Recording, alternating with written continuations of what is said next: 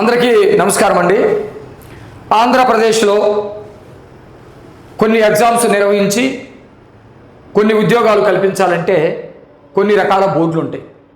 ఉదాహరణకు టీచర్ని నియమించాలంటే డిఎస్సి, కొన్ని రకాల ఉద్యోగాలు నిర్వహించాలంటే ఏపీపీఎస్సి నుంచి, పోలీసుని రిక్రూట్మెంట్ చేయాలంటే పోలీస్ బోర్డు, డాక్టర్స్ని నియమించాలంటే మెడికల్ బోర్డు, ఇట్లా ఉంటాయి. కానీ ఈ అపార నేర మేధావి మొన్న కూటమి నిర్వహించినటువంటి డిఎస్సి మీద ఏం మాట్లాడుతున్నాడో విందాం. అప్పటి డిఎస్సి పరీక్షకు అంటే మా హయాంలో జరిగిన డిఎస్సి పరీక్షకు ఇప్పుడు డిఎస్సి పరీక్షకు ఇప్పుడు అదేంటే ఏపీపీఎస్సీని డిఎస్సీని చూడండి. ఏపీపీఎస్సీనే డిఎస్సి అంట. అక్కడ మేధావులందరూ కూర్చున్నారు. ఏపీపీఎస్సీని డిఎస్సీని చూడండి.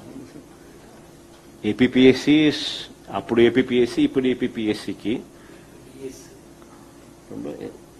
పబ్లిక్ సర్వీస్ కమిషనే కదా, పరిధిలోకి వస్తాయి కదా రెండు కూడా.